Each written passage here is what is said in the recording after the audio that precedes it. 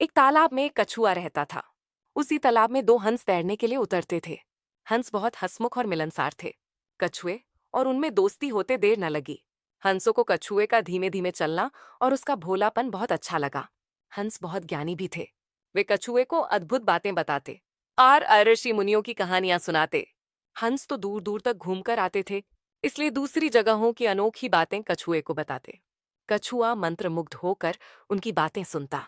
बाकी तो सब ठीक था, पर कछुए को बीच में टोका टाकी करने की बहुत आदत थी। अपने सज्जन स्वभाव के कारण हंस उसकी इस आदत का बुरा नहीं मानते थे। उन तीनों की घनिष्ठता बढ़ती गई।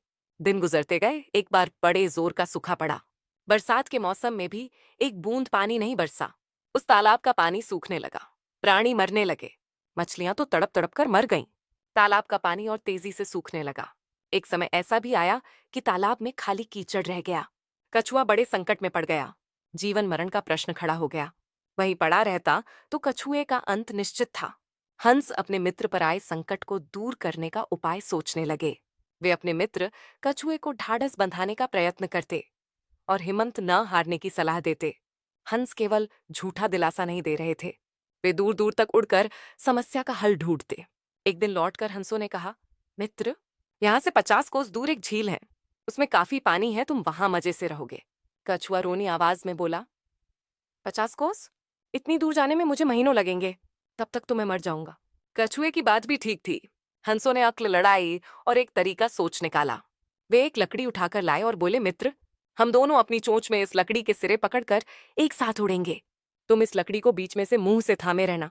इस प्रकार हम उस झील तक तुम्हें पहुंचा देंगे। उसके बाद तुम्हें कोई चिंता नहीं रहेगी। उन्होंने चेतावनी दी, पर याद रखना, उड़ान के दौरान अपना मुंह न खोलना, वरना गिर पड़ोगे। कछुए ने हामी में सिर हिलाया। बस लकड़ी पकड़कर हंस उड़ चले। उनके बीच में लकड़ी मुंह दाबे कछुआ। वे एक कस्बे के ऊपर से उड़ रहे थे कि नीचे खड़े लोगों ने आकाश में अद्भुत नजारा देखा।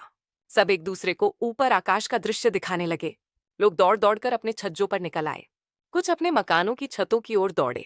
बच्चे, बूढ़े, औरतें व जवान सब ऊपर देखने लगे। खूब शोर मचा। कछुए की नजर नीचे उन लोगों पर पड़ी। उसे आश्चर्य हुआ कि उन्हें इतने लोग देख रहे हैं। वह अपने मित्रों की चेतावनी भूल गया और चिल्लाया, देखो, कितने लोग हमें देख रहे हैं। मुंह के खुलते ही वह नीचे गिर पड़ा। नीचे उसकी हड्डी पसली का भी पता नहीं लगा। सीखा बेमौके मुंह खोलना बहुत महंगा पड़ता है।